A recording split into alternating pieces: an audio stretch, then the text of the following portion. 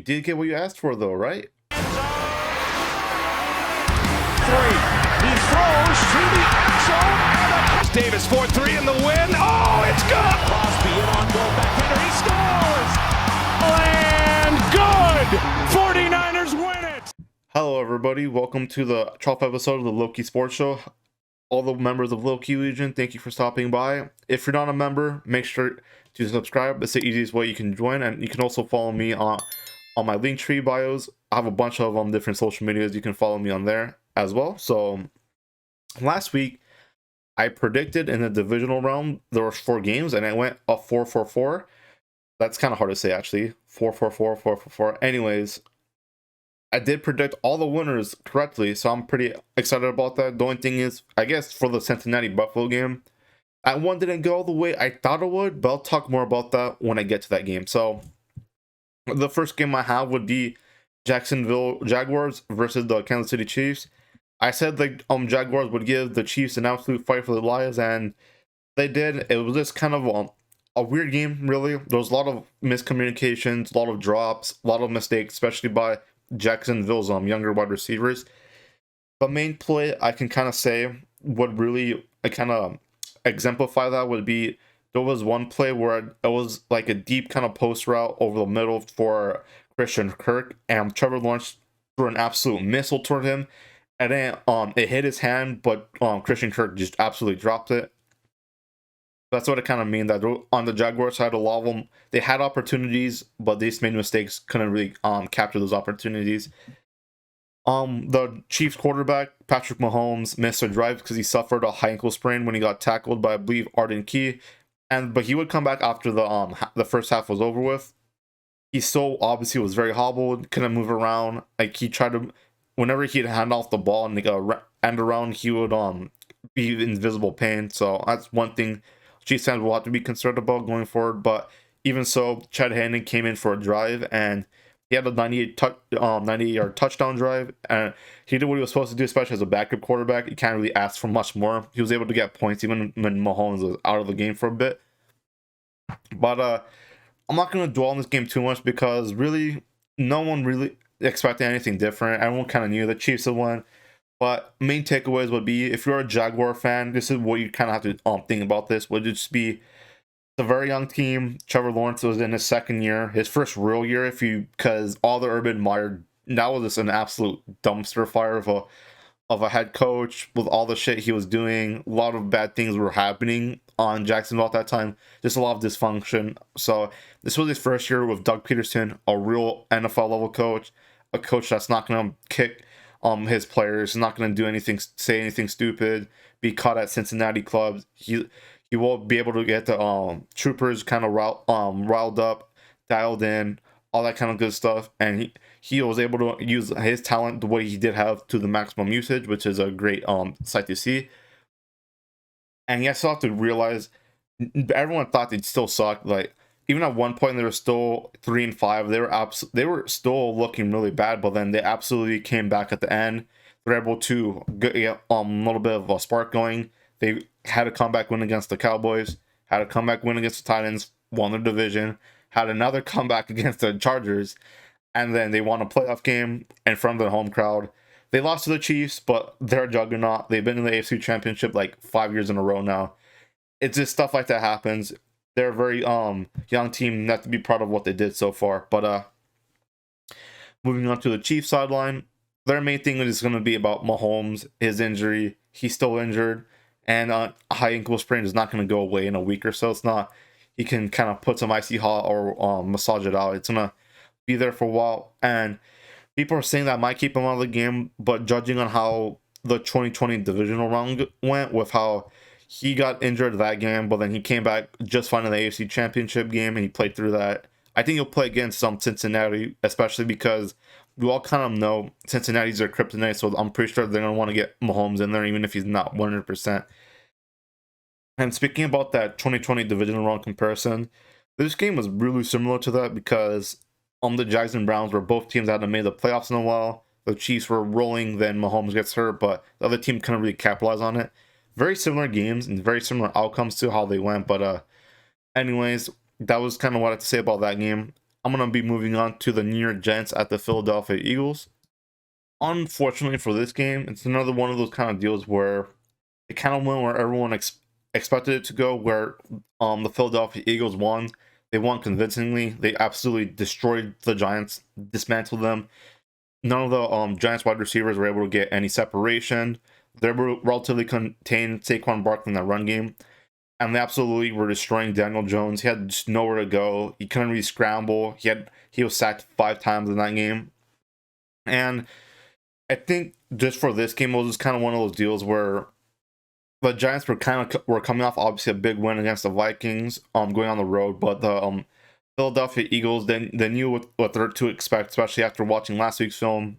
They were able to rest up a little bit, and that obviously helped them. And this game was just showing that the Giants had really good coaching, but after a certain point, their coaching can only push a team, especially if not too much talent with guys like Richie James, Isaiah Hodgins. As if those guys are your main receivers of like Darius Slayton, obviously it's not a recipe for success, especially with how talented a lot of cornerbacks are. How it is in comparison to other wide receiver corps. Just kind of really shows that they don't have the same level, but hopefully they'll be able to sign maybe a free agent or two, maybe get some help in the draft.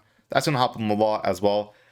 But if you're Philadelphia, you're obviously happy at this game. You destroyed a divisional opponent on prime time. You did exactly what you're supposed to. You didn't let them stay in the game for any longer than you had to.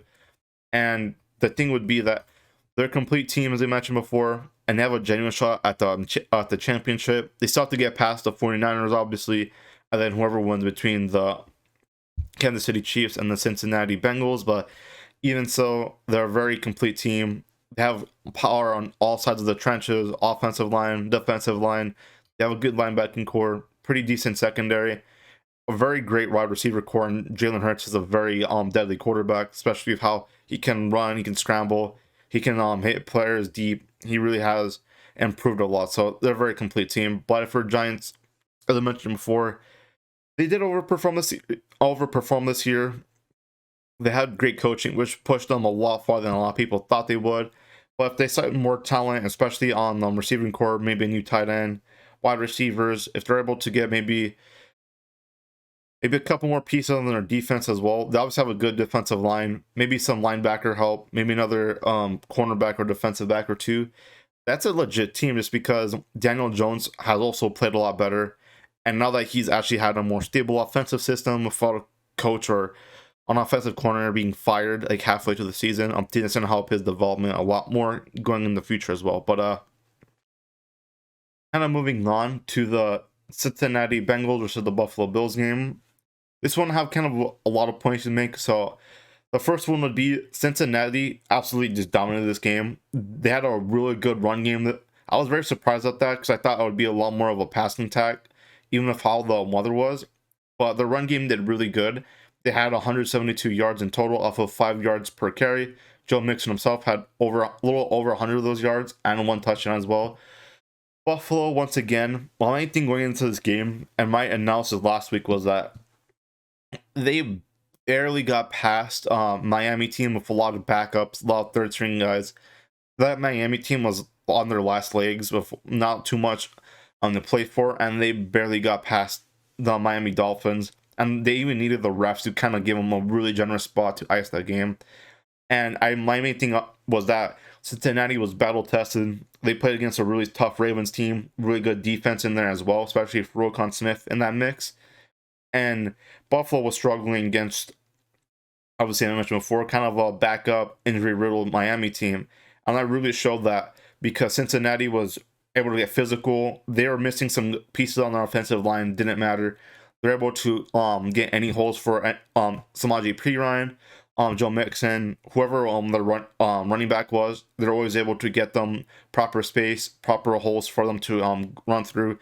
Their wide receivers, obviously Jamar Chase. They had T. Higgins in there, Tyler Boyd. All of them did pretty good. Even Hayden Hurst also did really good. He's been emerging a lot lately as well. With the Buffalo Bills, it was just kind of, as I mentioned before, of that Miami game, they were playing really reckless. Josh Allen loves to take a lot of deep shots, and it's to the point where it's starting to become kind of a detriment where they don't really focus too much on like the intermediate, like the over the middle passing game. They don't really focus too much on just getting the whatever the defense gives them. They want to just take those deep shots, which against most teams who are not in the playoffs, it's fine too, just because they don't have the talent. But now that we're in the playoffs, now that the scheming's gonna be a lot more tougher, the refs will let them play a little bit more. They're probably gonna get away with a little bit more kind of pass interference kind of esque contact. It just lets the defense play a little bit more harder as well, and that really showed when obviously Josh Allen still had a couple deep completions, but the main thing would be his main target, Stephon Diggs, disappeared this game. He only had 4 yards for 35 catches, and he's kind of disappeared for the last couple of playoff games, especially with the game against KC last year as well. He just doesn't appear in the playoffs. I'm not sure why his playoff stats, especially with Josh Allen, are not as good as they should be, but he's only had like 44 yards one game, 35 yards this game as well. And he's thrown out of the game. Like, there was a scene where he was yelling at Josh Allen. I don't know what they're saying. There was like no mics or anything like that. And before you knew it, he was out of the game, and he was out of the stadium by the time most of the team were able to head to the locker room. And the main takeaways for both teams would be, if you're Cincinnati, we have to give them their respect. They're a great team. As I mentioned before, underrated defense. Their defense didn't have to win the game this year. Not this year, but this week. And last week, they're able to do so. They have a really good defense, underrated, even in bad weather conditions. Their offense as well, absolutely clicking. Joe Burrow's red hot right now. He's probably a top 5 quarter. He's for sure top 5 quarterback in the league. And if he beats Mahomes again, and if he wins the Super Bowl, or if he does really good in the Super Bowl, he might be a top 2 quarterback even. He's an absolute beast. He beat Josh Allen in a head-to-head matchup, and those kind of really affect on people's perception of how good a quarterback is, and of how good they're playing, and of how the Chiefs have some little bit of concerns. They have a real shot to go back-to-back Super Bowls, which hasn't happened in a couple years since the Patriots were, actually since the Chiefs were able to do it, but even so, it's still impressive that they're able to be in this position of how people thought they'd fall off a little bit. They thought the Ravens might catch up, and they thought the Browns with Deshaun Watson might be able to do something, but Cincinnati showed they're legit. Last year was not a fluke. They're a really good team, good defense, great offensive weapons as well. But if you're Buffalo, there's some obvious concerns with what's exactly wrong with the team, if you will, just because the first thing you'd want to kind of point out would just be they had a lot of injuries this year, just because their safety Michael Hyde got out with I believe it was a knee injury, and he was done since like the beginning of the year. His replacement Damar Hamlin obviously went into cardiac arrest, got put on IR. Jordan Poyer, their other Pro Bowl level safety, he was hurt the majority of the year, so he wasn't really playing at 100%.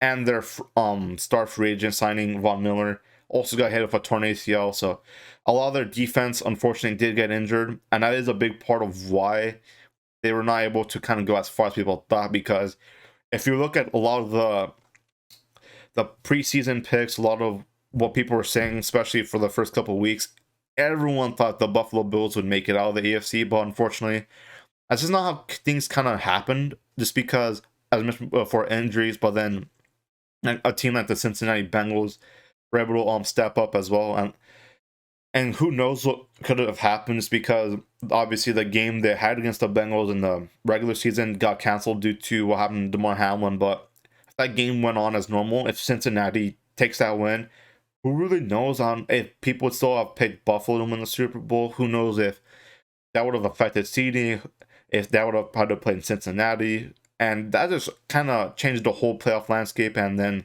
of course, another thing that would have to happen would just be the coaching needs to kind of hold Josh Allen accountable, because he played so recklessly. On a lot of the time, that's just because he tries to play hero ball. He tries to run through a lot of the defensive backs. He tries to run through contact. He always tries to launch in deep and do like super tight coverage. And it was working for a while, especially against non-playoff teams. But now that it's in the playoffs, it's going to be more tough.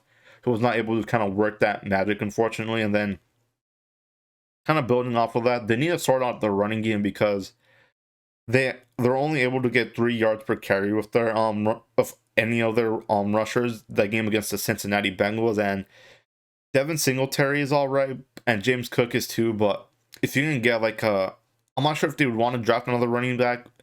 And I know they were interested in CMC, and not getting CMC really hurts them because CMC in that offense would have been what exactly they needed. But if they can maybe sort out the running game coordination, I'm not really sure how you would fix that, but that's another kind of weakness they had. And when teams were just basically dropping on everyone in coverage except like 3 rushers and just daring Josh Allen to go deep and trying to make a big play, they really just could not do that. And then the Buffalo Bills also losing early kind of got memed on by Joe Burrow too, just because this is not part of like the Cincinnati Buffalo takeaway. This is kind of its own little tangent I want to talk about.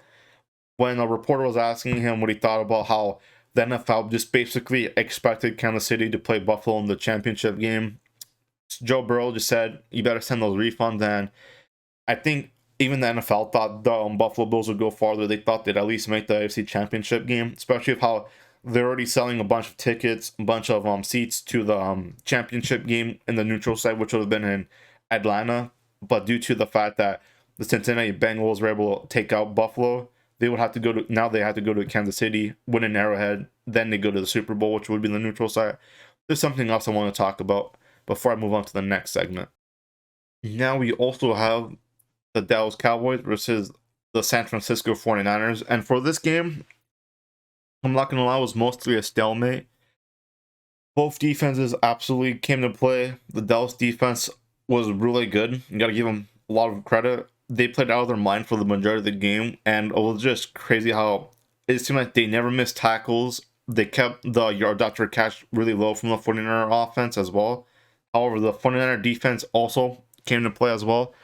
They missed 2 interceptions. They got 2 interceptions, and they had a lot of clutch stops. One of them was Ray McLeod. He fumbled by the deep in 49er territory, and the defense was able to hold them to a field goal despite the fact that was supposed to have like a top 5 red zone offense. And then I think the MVP for this game would have to be Fred Warner.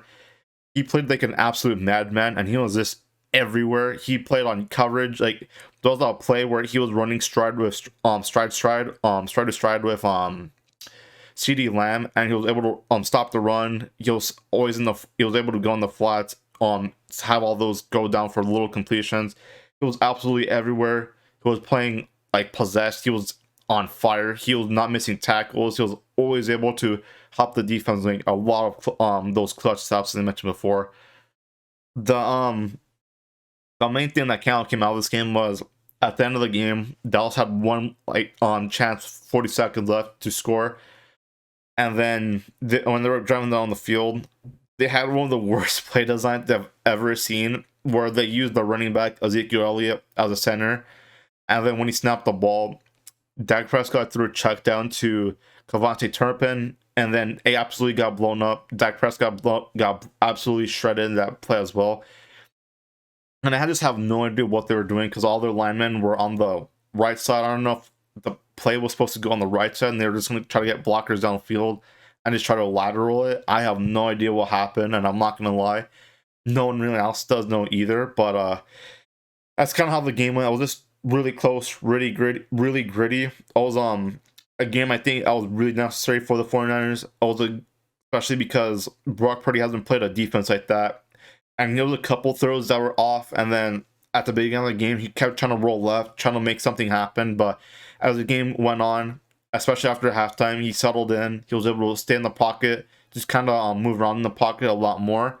And then he was able to just hit whoever was open down the field, which was a lot better than he was just trying to force things down, especially early in the game. But if you're a Dallas Cowboys fan, your main takeaway is that there's a real discussion on what's happening with the team. This team, especially with Dak Prescott, Ezekiel Elliott, and whoever else they've had, that's mainly been the core. And then generally always a pretty top defense, at least a statistically good defense.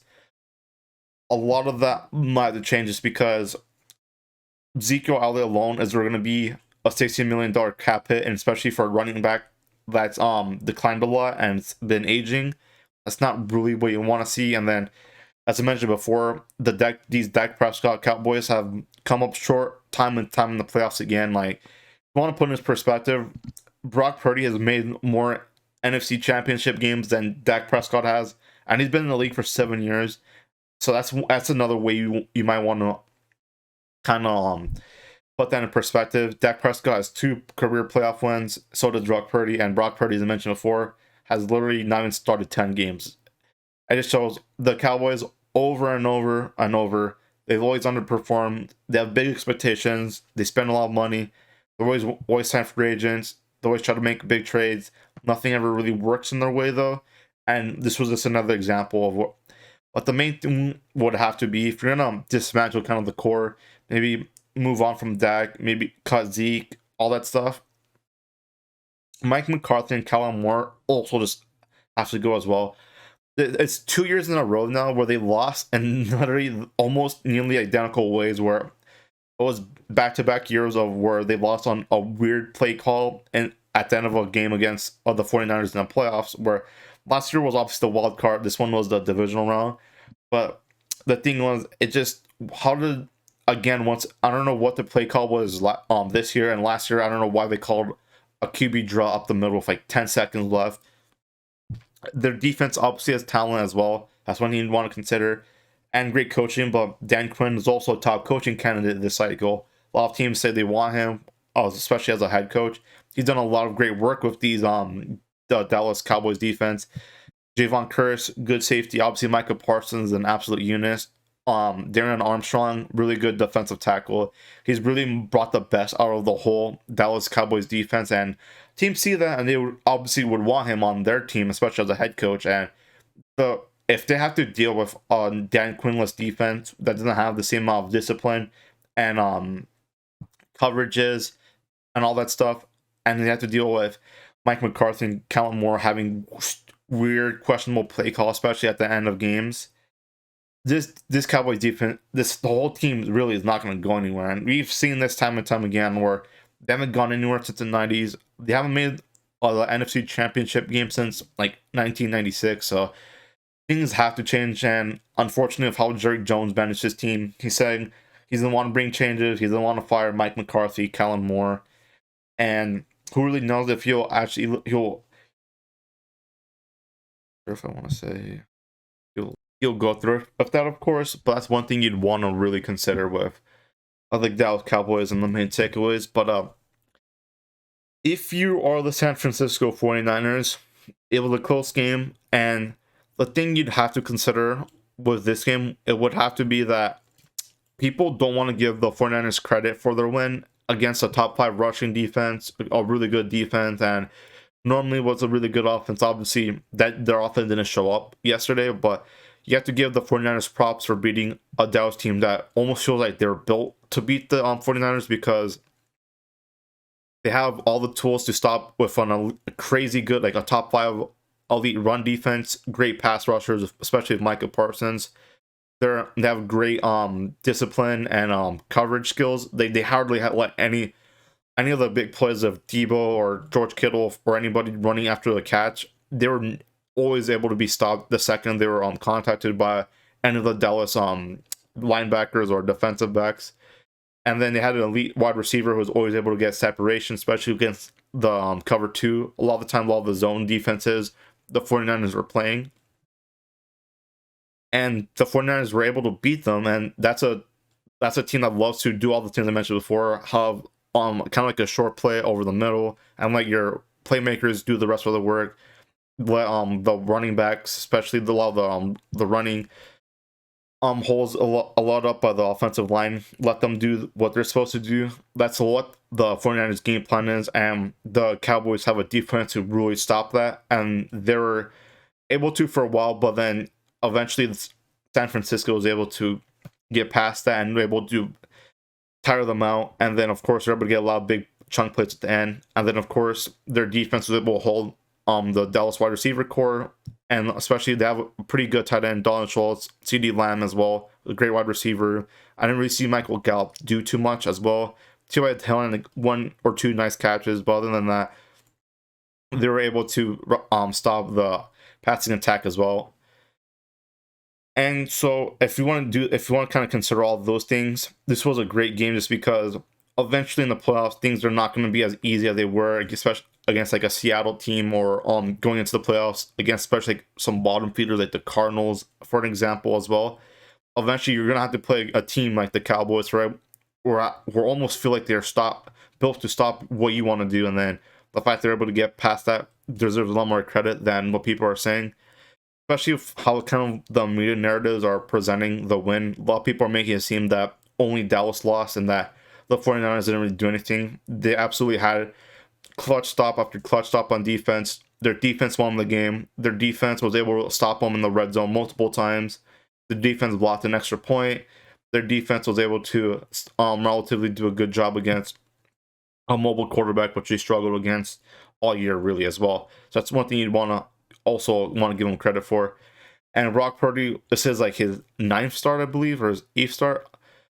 And he's only going to get more reps from here. He's only going to get better practice. He's only going to get more time to kind of learn what he did right, what he didn't do right as well, especially against a top defense. And then this is very valuable clutch experience, very valuable playoff experience, which will come in handy against Philadelphia next week. Which, speaking of Philadelphia, the next thing I want to talk about would be their matchup against the 49ers.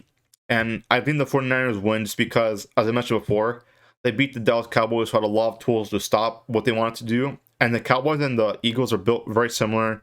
A lot of good trench power, great offensive lines, great defensive lines. Couple wide receivers with a lot of talent as well, and a mobile quarterback. Very similar teams, except obviously Philadelphia is going to be a little bit more of an upgraded version, if you will. However, as I mentioned before, Brock Purdy has that experience now.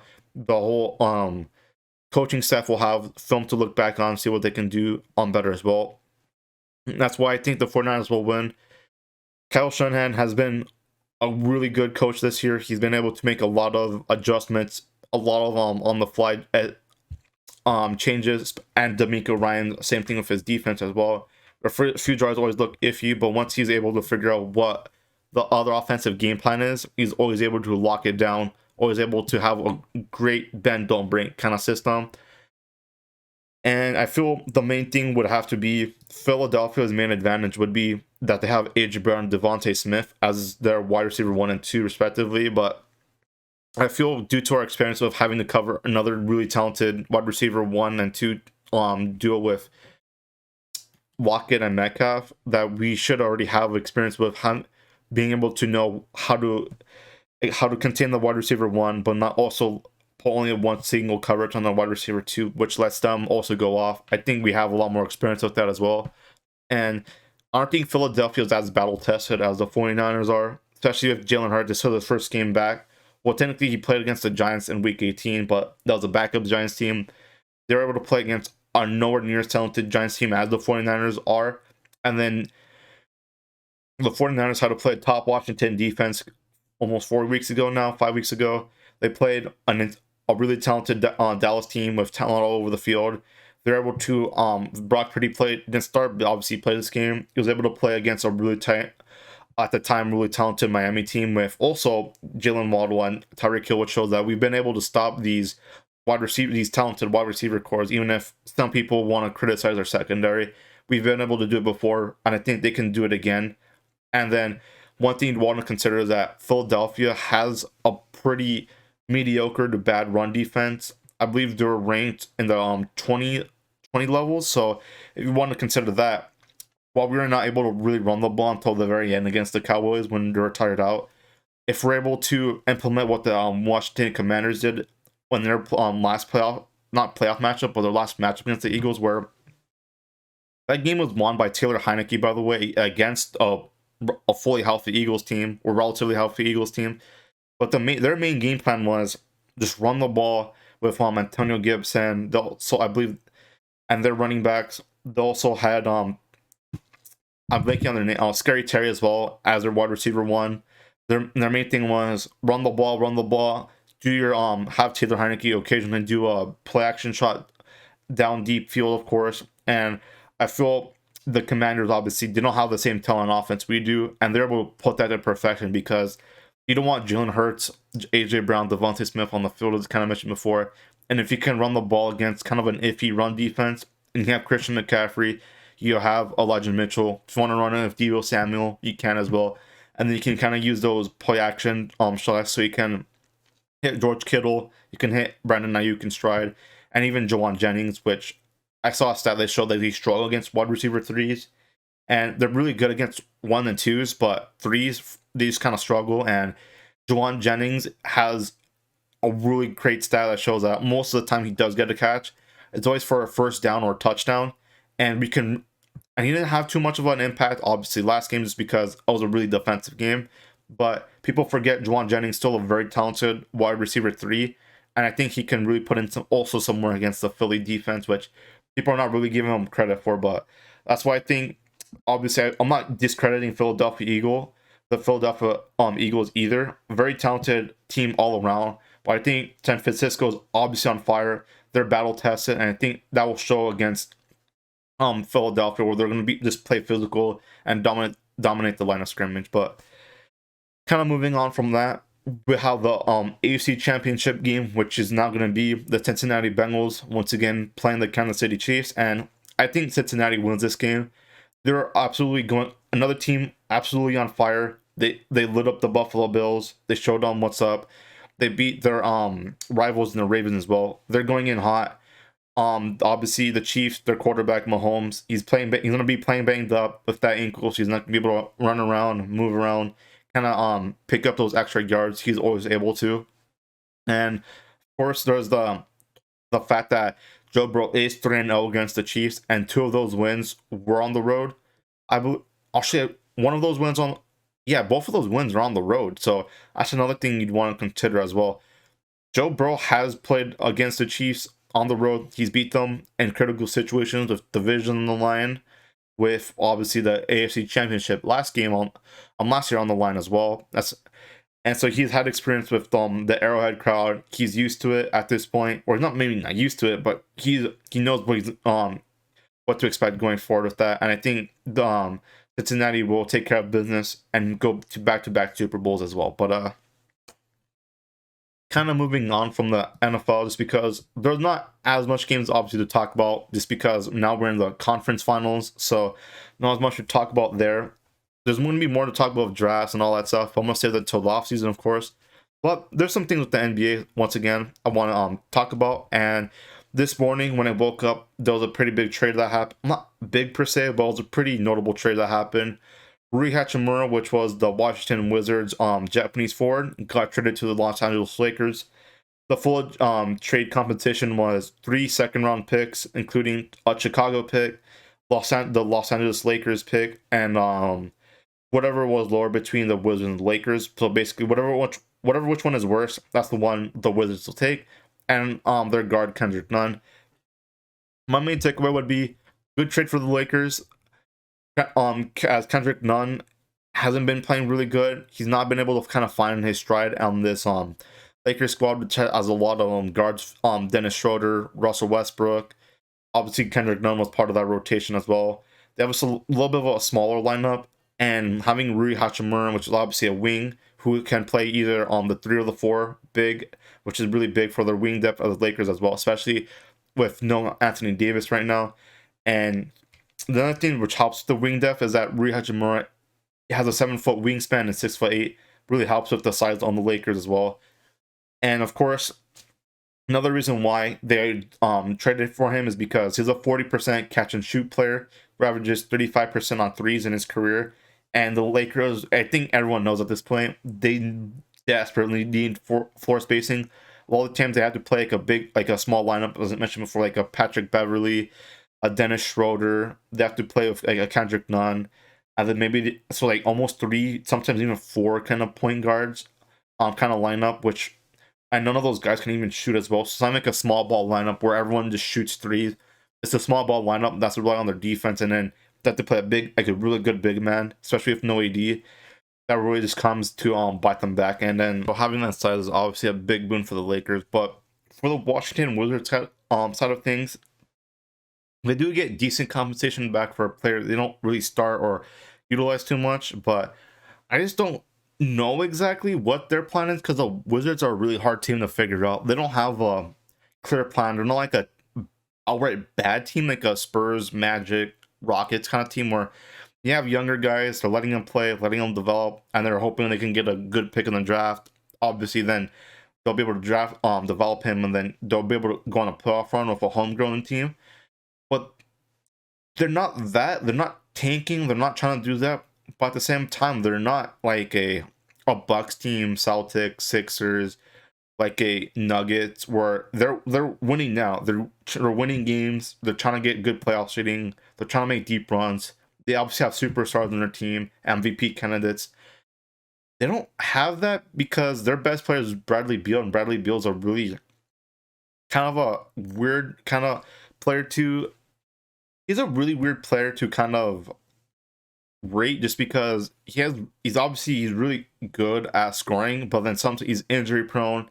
He has a big contract. He's not really good on defense. That's why it's really hard to kind of gauge on how good he is, especially as a number one option. Especially just because we know that he was much better out when he was the number two back when John Wall was part of the Wizards, but because obviously that era has long since passed and not a playoff team anymore, the Wizards front office still thinks they are, and that's kind of weird just because they want to re-sign guys like Kyle Kuzma who are much more win now players. They gave Bradley Beal a ton of money, but they're still in the bottom of the East, and they're one of the worst teams that they're just not outright tanking either because they're trying to win games, but they're not winning games. So they're going to be in the 12th, 13th kind of seed, and they're not going to be able to get a good draft pick or not as good as like a top 5 pick, for example, especially in a class as low as this. And then whatever draft picks they do use, they saw like a thing they passed up on like a Tyler Hero guy. They passed up on a lot of decent to good starting players, and that's happened multiple times over the last few drafts just because they pick kind of weird kind of chop spot where they don't really get full on starters or big time players, but but it's not exactly role player draft position either, so they don't really also draft well either, which doesn't help them as well. So I wonder if they're gonna use these picks to maybe try to trade for another player maybe instead of drafting one, or maybe they'll try to move up. Who really knows either? But the Wizards did get decent compensation, but I have no idea how they'll utilize that going forward. But for the last segment today, I just want to talk about the New York Knicks point guard Jalen Brunson.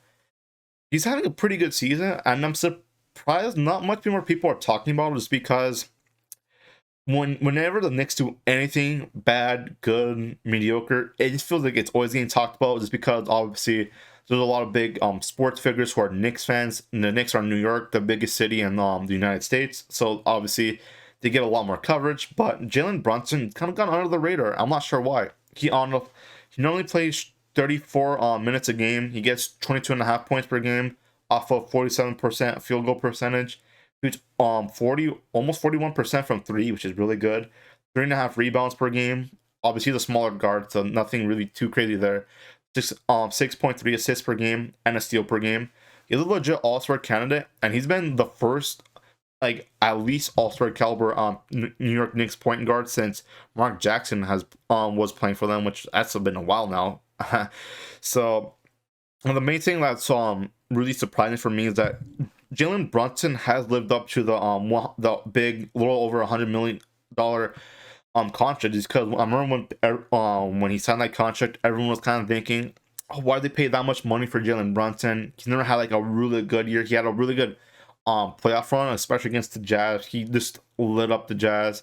He was a big part of why they were able to come back down 2-3 against the Suns as well. But of course, as I'm kind of mentioning before as well, he didn't really have like a crazy good regular season. He's never really had a crazy good regular season either. But obviously right now, he's having a really good regular season with the Knicks. He's fitting good with Julius Randle and a lot of the guys they have right now. He's able to shoot the ball pretty well. He's pretty efficient, all things considered, especially for a ball-dominant point guard. And then also another takeaway you'd want to consider would just be the Dallas Mavericks are looking really bad for letting him go after the breakout performance he had in the playoffs as well. But then right now, obviously, as I mentioned before, he's able to have 22 points per game, around 47% percentage of field goals as well. He's able to space the floor by shooting over 40% on three. And that's exactly what Luka really needs. He just needs another guy that can handle the ball, that can score a little bit over 20 points per game, obviously taking away all of Luka's reps.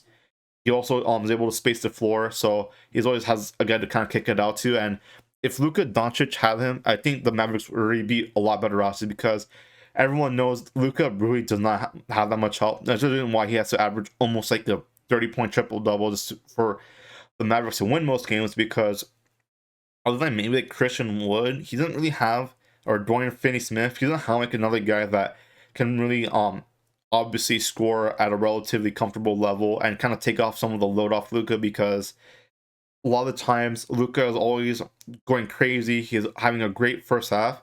Then kind of towards the end of the game, he takes a lot of shots, but he's tired, he's gassed, he's been playing a lot.